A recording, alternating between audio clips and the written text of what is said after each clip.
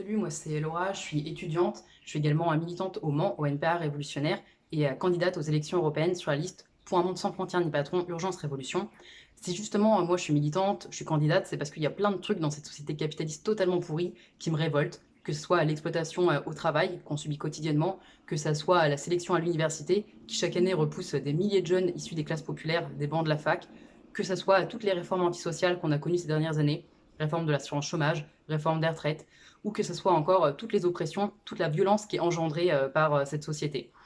Mais vraiment, le dernier truc là en date qui m'a le plus révolté, c'est hier, le vote au Sénat de la loi transphobe qui est portée par les Républicains. En gros, cette loi, elle vise à interdire toute transition médicale aux jeunes trans et à criminaliser les personnels de santé qui les accompagnent dans cette démarche. En réalité, c'est pas étonnant que la droite, l'extrême droite, elle câble sur les droits des personnes trans. Et pourquoi c'est pas étonnant? C'est parce qu'il y a encore 10 ans, elle s'opposait au mariage pour toutes et tous, encore avant au Pax, et que dès qu'on rentre pas dans les cases de l'ordre patriarcal, ça les ennuie. Et ça les ennuie parce qu'en fait, quand on ne correspond pas à la famille traditionnelle, au rôle de genre traditionnel, ça leur permet pas de faire tourner le capitalisme, ça leur permet pas de faire du profit, ça leur permet pas de servir leurs intérêts en réalité.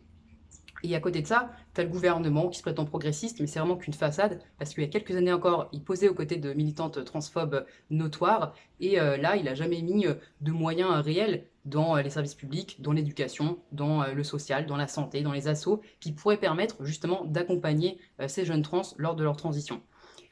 C'est pour ça que bah, voilà, nous, on appelle à se mobiliser massivement pour avoir des moyens dans les services publics, pour obtenir ces mesures d'urgence. Et au-delà de ça, en fait, nous, ce qu'on veut, c'est renverser cette société pour en construire une nouvelle, débarrasser de toutes les oppressions et de l'exploitation. C'est pour ça qu'on vous invite aussi à voter pour nous, pour porter ces idées, voter pour nous lors des élections européennes le 9 juin, et également à venir au meeting parisien qui aura lieu le 6 juin au gymnase Japy.